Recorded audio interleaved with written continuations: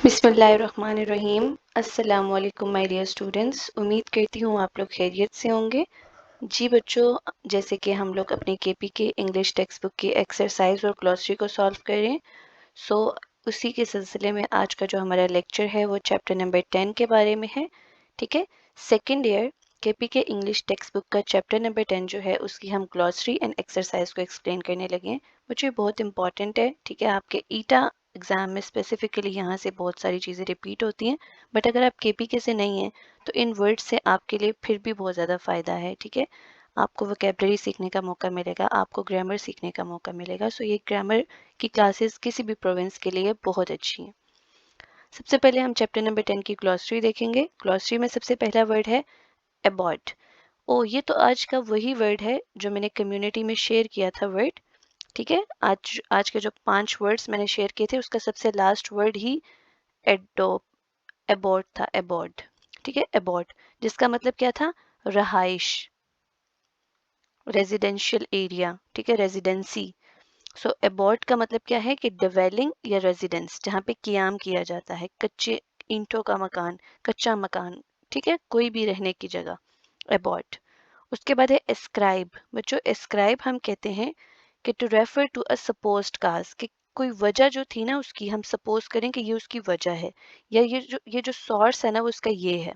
यानी बयान करते हैं, जो बयान करने वाली जगह है, जो सोर्स है, ठीक है, उसको बताने के लिए हम एस्क्राइब का वर्ड यूज करते हैं। ठीक है, बयान करना, एस्क्राइब करना। देन है कॉन्स्पिशियसली। तो बच्चों कॉन्स्पिशियसली जो है ना ये वर्ड नम्स में रिपीट हो चुका है। इसका मतलब होता है जाहिरी तौर पर, प्रोमिनेंट, जाहिर। ठीक है, उसके बाद है कॉन्सिक्वेंटली, नतीजे के तौर पर, रिजल्टेंटली। कंपाउंड का मतलब क्या होता है कि आप दो चीजों को कंबाइन करो और एक बना दो। ठीक है, combine so as to form a whole. Dearth, बच्चों डर्थ कहते हैं कमी को, स्कार्सिटी। ठीक है, एक्यूट इनसुफिशियंसी यानी थोड़ी सी कमी होना। ठीक है, एक क्रॉनिक होता है ना, एक एक्यूट होता है, तो एक्यूट मीन्स थोड़ा कम होना।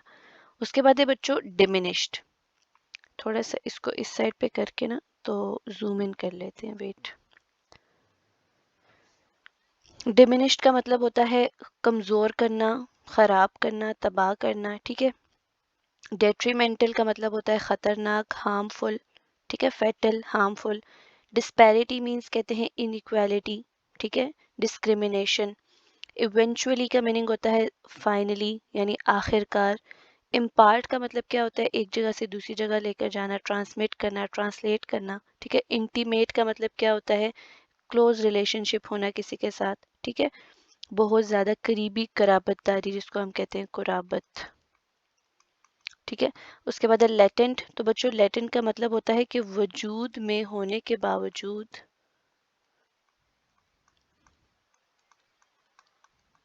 नजर ना आना। एग्जिस्ट तो कर रहा है मगर नजर नहीं आ रहा, तो उसको हम कहते हैं लेटेंट, पोटेंशियली एग्जिस्टिंग। मैनिफेस्ट का मतलब होता है डिमॉन्स्ट्रेट करना, इजहार करना, एक्सप्लेन करना। ठीक है, मोर्टेलिटी, डेथ रेट को कहा जाता है, मर्ग का जो तादाद होती है। ठीक है, मर्ग की तादाद या जिसको भी हम मोर्टेलिटी रेट कहते हैं। ऑनगोइंग कहते हैं जारी, करेंटली हैपनिंग जो अभी हो रहा है। ऑफस्प्रिंग्स कहते हैं बच्चों चिल्ड्रन को। ठीक है, देन है परसिस्टेंट। परसिस्टेंट का मतलब क्या होता है? जो कंटिन्यू रहता है, जो कभी भी एंड नहीं हो रहा। ठीक है, जिस तरह हम कहते हैं कि परसिस्टेंट रहो, कंसिस्टेंट रहो, अपनी तैयारी को खत्म ना करो, आहिस्ता आहिस्ता थोड़ी थोड़ी करते रहो। ठीक है, प्लैग, बच्चों प्लैग कहते हैं कॉज टू सफर और इन्फ्लिक्ट, वजह। ठीक है, जो आपको सफर करने की तरफ लेकर गया। पिनाकल, बच्चों सबसे टॉप सक्सेसफुल पॉइंट जो होता है, जिसे हम कल्मिनेशन कहते हैं, जेनिथ कहते हैं, बिल्कुल टॉप, उसे हम कहते हैं पिनाकल। उसके बाद है पेट्रियार्कल। बच्चों पेट्रियार्कल उस सोसाइटी के साथ ऐड किया जाता है, उस जगह के रिवाज के साथ ऐड किया जाता है जहाँ पर सिस्टम जो होता है वहाँ पे कंट्रोल लड़कों का होता है, मर्दों का होता है। फादरली सिस्टम होता है जहाँ फादर की मानी जाती है, उसे हम पेट्रियार्कल सोसाइटी कहते हैं। ठीक है, उसके बाद है पेडिस्टल। तो बच्चों पेडिस्टल कहते हैं पोजीशन को, यानी जहाँ खड़ा हुआ जाता है। ठीक है, खड़े होने के। पेडिस्ट्रियन वैसे भी पैदल चलने वालों को कहते हैं, तो पेडिस्ट्रल को आप उधर से पेडिस्टल मीन्स खड़े होने की जगह, स्टैंडिंग पोजीशन। उसके बाद है पोटेंशियलिटीज। पोटेंशियलिटीज का मतलब होता है कैपेबिलिटीज। ठीक है, हिम्मत होना, किसी में ताकतों का होना। Parity means equality, disparity, dis word जो है वो ऑपोजिट को शो करता है, ठीक है। जब हमने ऊपर पैरिटी के साथ डिस लगाया था तो वो डिसपैरिटी बन गया था इनइक्वालिटी, और यहाँ पे पैरिटी है तो पैरिटी मीन्स इक्वालिटी, ठीक है। देन है रेंडर, तो रेंडर का मतलब होता है कि हिम्मत देना, किसी को ताकत देना, पुश करना, कि वो प्रोवाइड किया जा सके, वजह बनी जा सके करने की, ठीक है। अब सवारा, बच्चों सवारा जो है ना, ये एक ऐसा रिवाज है जिसमें होता क्या है कि वहाँ पे ना पुरानी डिस्प्यूट्स को ख़त्म करने के लिए, या कत्ल के किसी जुर्म को ख़त्म करने के लिए, या कुछ भी किसी भी तरह के मतलब मर्डर केस को, या किसी भी तरह के डिस्प्यूट, लड़ाई झगड़ों को ख़त्म करने की खातिर एक लड़की को किसी दूसरे कॉन्फ्लिक्ट, यानी जिसको हम ओपोनेंट कहते हैं, उनके हवाले कर देना, ठीक है। तो ये बहुत ही मतलब रिवाज हुआ करता था बैकवर्ड एरियाज के, हम कह सकते हैं कि जो हमारे फ्यूडल सिस्टम्स थे उनमें होता था, तो इसको स्वारा का नाम कहते हैं हम, ठीक है। And WEF stands for world economic forum, ठीक है। सो यहाँ पे हमारी ग्लॉसरी एंड होती है। ग्लॉसरी के बाद हम लोगों ने यहाँ पर देखना है बच्चों, complete the sentences with verb in brackets, ठीक है। हमें ब्रैकेट में कुछ वर्ड्स गिवन है और हमने अपने सेंटेंसेस को उन वर्ब्स की मदद से कंप्लीट करना है। और गौर करें तो फर्स्ट कंडीशनल, तो बच्चों अभी अभी चैप्टर नंबर 9 में हमने फर्स्ट कंडीशनल को गौर से पढ़ा कि फर्स्ट कंडीशनल के इफ पार्ट को आपको प्रेजेंट में रखना है, and more specifically present indefinite में, ठीक है। एंड देन वाले पार्ट को आपको किस में रखना है, फ्यूचर इंडेफिनिट में। अब ये भी बता देती हूँ कि फ्यूचर इंडेफिनिट कौन सा होता है और प्रेजेंट इंडेफिनिट कौन सा होता है। प्रेजेंट इंडेफिनिट में आपको वर्ब की first form I, you and plural के साथ लगानी है, ठीक है। और जो ही, शी, इट है, उनके साथ आपकी वर्ब की फर्स्ट फॉर्म के साथ एस और ईएस लगाना है, ठीक है। जबकि फ्यूचर इंडेफिनिट में आप विल के साथ वर्ब की फर्स्ट फॉर्म लगाओगे। इस बात का ज्यादा ख्याल रखिए कि इफ पार्ट में आपने प्रेजेंट इंडेफिनिट या प्रेजेंट को फॉलो करना है, और देन पार्ट यानी जो इफ के बाद दूसरा पार्ट होगा उसमें आपने हमेशा फ्यूचर इंडेफिनिट को फॉलो करना है फर्स्ट कंडीशनल सेंटेंस में, ठीक है। यहाँ पे आपको ऐसी बात बताई जाती है कि जो कंडीशन आप कंप्लीट करो तो उसका जो रिजल्ट है वो पॉसिबल होता है फर्स्ट कंडीशनल सेंटेंस में। इफ पार्ट है, ठीक है। If my aunt is singular, तो आप देख सकते हैं कम्स टू विजिट, तो इफ पार्ट में प्रेजेंट इंडेफिनिट आ गया तो शी के साथ देन पार्ट जो है, अगर मेरी आंटी आती हैं, she dash as a present, तो हम क्या लिखेंगे, देन वाले पार्ट में विल गिव, विल के साथ वर्ब की first form. If it does not rain, तो बच्चों आप देख सकते हैं डज नॉट लगा हुआ है, डू, डज प्रेजेंट के नेगेटिव में इस्तेमाल होते हैं, तो इफ के साथ जब प्रेजेंट का लग गया है नेगेटिव तो वी, देन वाले पार्ट में future indefinite. If it dash tonight, ठीक है, तो आप यहाँ पे क्या लिखेंगे, इफ पार्ट है तो अब इट के साथ लिखेंगे snows tonight. We will, देखें we will make a snowman tomorrow. If you do not cry या डोंट क्राई, तो यू के साथ डू नॉट, डू लगता है, ठीक है।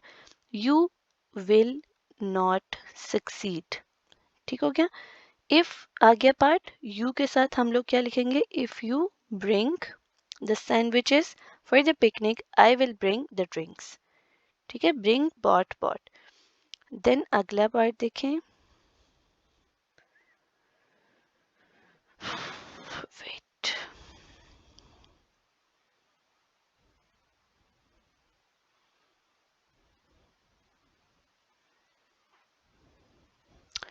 इफ ही टॉक्स, इफ वाले पार्ट में प्रेजेंट इंडेफिनिट लगा है, talks too much his parents will not let, ठीक है।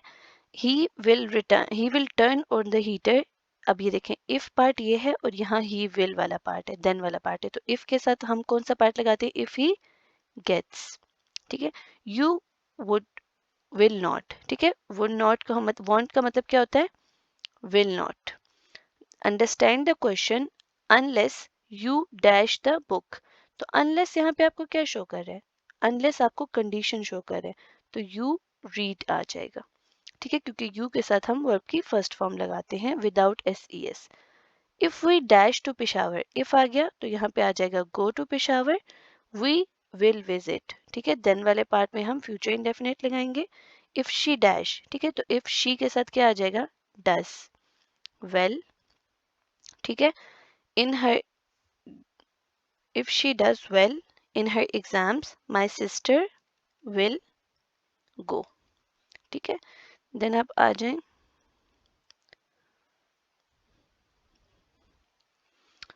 आगे चलते हैं। ठीक है, नीलम डैश सपर इफ शी। तो बच्चों आपने ख्याल रखना है कि आपका ये वाला पार्ट इफ वाला है या ये वाला पार्ट इफ वाला है, क्योंकि इफ पार्ट में आपने क्या लगाना है, प्रेजेंट इंडेफिनिट, और देन वाले पार्ट में आपको लगाना है फ्यूचर इंडेफिनिट।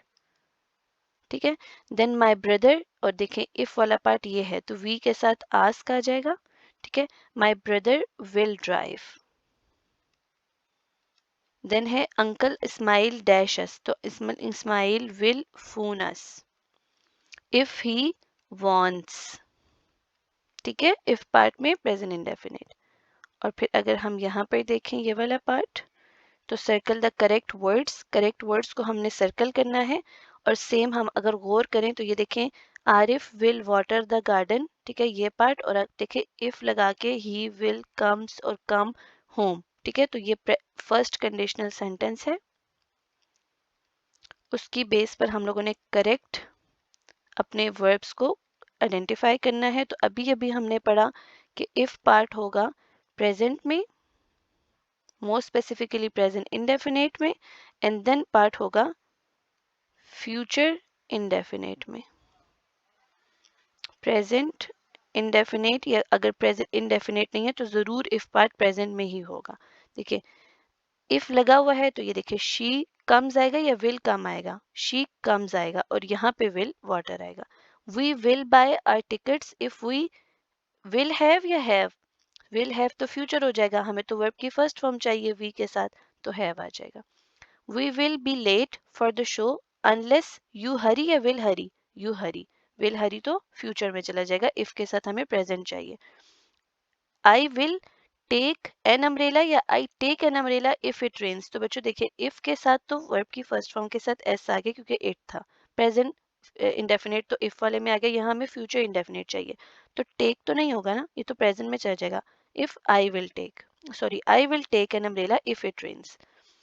इफ, ठीक है, इट इज या इट विल बी, तो देखिए इफ पार्ट तो हमें प्रेजेंट में चाहिए, तो इट इज, विल बी गलत है, वी विल गो। ठीक है, he will not cross the road unless he will, तो अब अनलेस आ गया, तो अनलेस मीन्स ये कंडीशनल वाला हिस्सा है, कंडीशनल वाले हिस्से में हमें क्या करना है, इफ वाले पार्ट में कंडीशनल वाले हिस्से में हमें प्रेजेंट इंडेफिनिट देखना है, तो हम क्या दिखेंगे, sees the green light, he will not cross the road.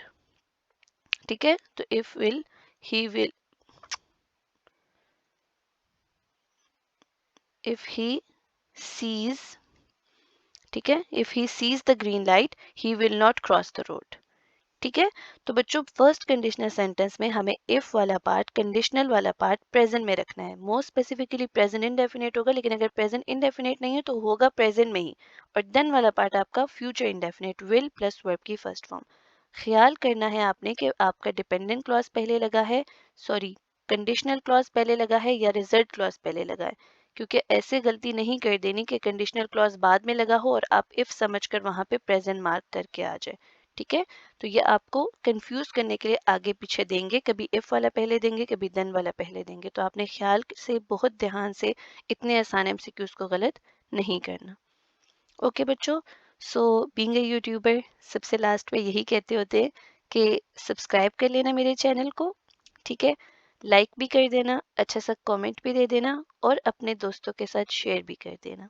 ठीक है, और अपना बहुत सारा ख्याल रखना। Thank you so much for watching. अल्लाह हाफिज़।